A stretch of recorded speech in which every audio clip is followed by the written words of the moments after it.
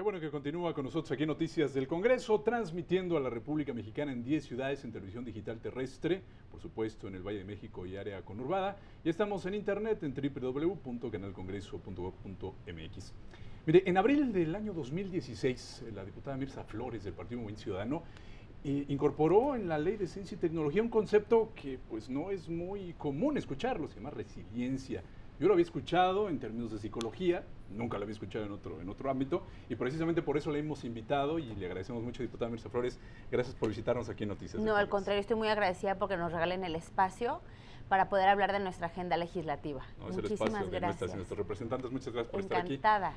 Platícanos un poco más de esta reforma que aprobaron en el periodo. El concepto resiliencia, ciencia y tecnología, investigación sobre este tema. Le platicaba a la audiencia que yo he escuchado resiliencia, pero en ámbito de la psicología. Platícanos un poco más cómo es que se le ocurrió esta iniciativa, cuál es el, digamos, lo decimos en derecho, cuál es el espíritu que tuvo como legisladora para plantear este tema. El espíritu inicial, ¿cómo comienza mi inquietud? Comienza con ver y vivir las ciudades. Ajá. Con las dos graves problemáticas. Uno, el planeta se está calentando y esa es una realidad. Y dos, el caos en el que las ciudades han ido creciendo. Y si eso lo mezclas, te das cuenta que los seres humanos, de manera arbitraria, somos la especie más depredadora en el planeta. Y eso ha contribuido a que pues, nos estemos acabando nuestros recursos naturales, que los explotemos sin ninguna mesura, sin orden, como que otro planeta nos estuviera esperando una vez que nos acabemos este. Entonces, esta forma caótica de crecer las ciudades ha contribuido en enorme cantidad al calentamiento global. Entonces, esto, pues, en charlas, en encuentros internacionales que yo estuve asistiendo, pues me di cuenta que la Organización de las Naciones Unidas, en su Agenda 2030, 2020, perdóname, no, es 2030-2050 es esta agenda, está dentro de los objetivos de desarrollo sostenible. La resiliencia, generar ciudades resilientes. ¿Qué es esto? ¿No? La resiliencia es un concepto que nace en la medicina, después se aplica a la psicología y ahora se está aplicando a las ciudades. ¿Qué es? Es la capacidad de resistir y de sobreponerte ante eventos naturales catastróficos. Otra vez, ¿cómo lo decimos de una forma que sea mucho más amigable? ¿Cómo construimos ciudades que estén preparadas para el cambio climático? ¿Y por qué para el cambio climático? Pues porque esta alteración del clima ha provocado que haya pues desbordamientos de ríos, tormentas, que los océanos pues tengan otra actividad, que se estén deshielando los polos, los glaciares, que haya sequías, que donde antes había tormentas ahora ya no las hay y donde no llovía ahora se inunda, que los campos que antes eran fértiles pues ahora no lo sean porque los depredamos. Entonces, ¿cómo hacemos para regular o reglamentar una nueva forma de construir nuestras ciudades? Y el propósito es pues tener ciudades modernas, pero hoy por hoy no debemos de entender como ciudades modernas aquellas que estén llenas de concreto y edificios llenos de cristales y coches contaminando. Una ciudad moderna tiene que ser aquella que se adapte al cambio climático, que se adapte al ecosistema y entonces que la sociedad y naturaleza pues vayan de la mano, que construyamos o reconstruyamos las ciudades de una forma más amigable con nuestros ecosistemas. ¿Cuál es la parte medular? Pues la parte medular de esta iniciativa o el espíritu de esta iniciativa, una de sus espíritus es reducir los riesgos para caso de desastre.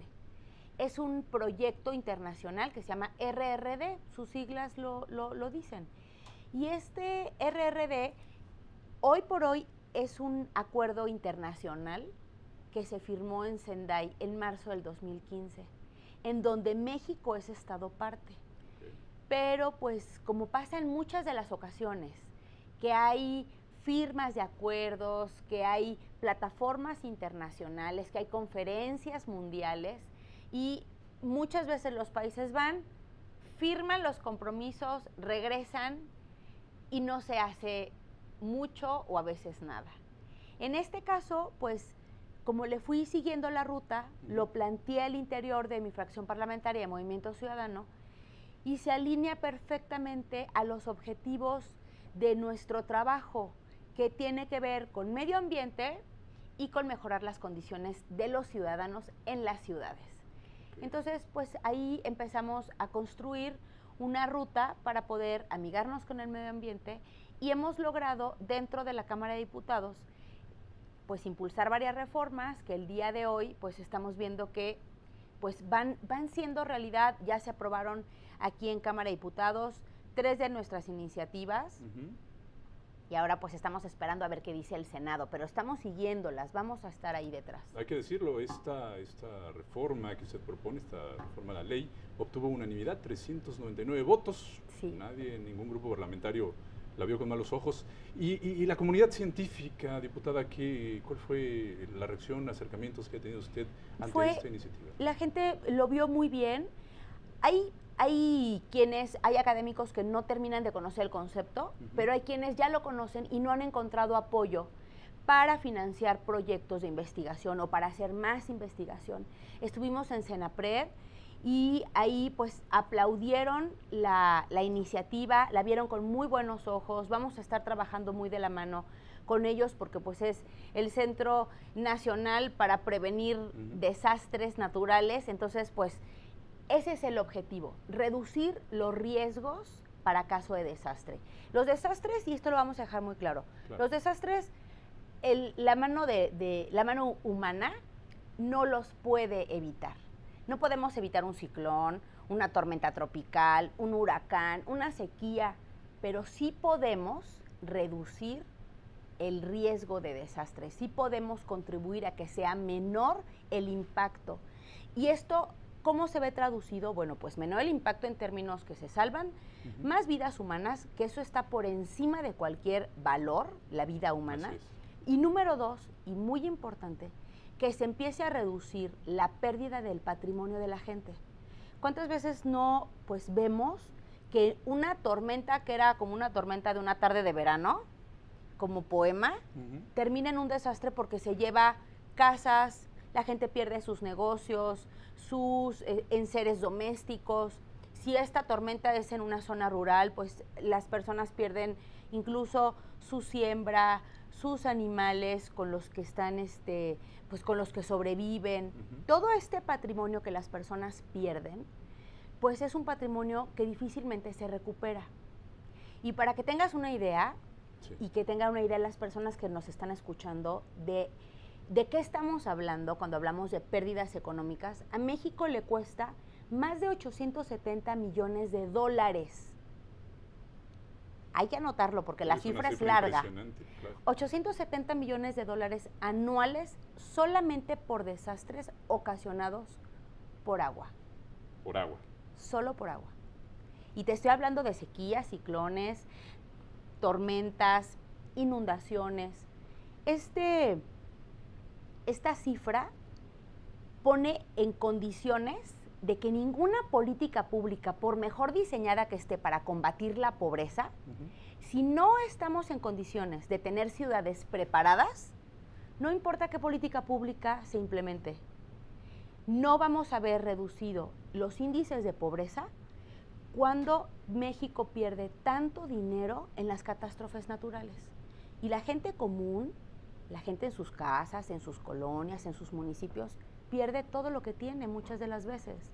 Y esto nadie se lo recupera. Entonces, es en varias vías. Es una iniciativa muy ambiciosa en términos humanitarios, en términos ambientales, en términos ciudadanos, en términos de desarrollo económico. Sí, claro. Es una iniciativa sumamente transversal. Ya se se aprobó dentro de la Ley de Cambio Climático.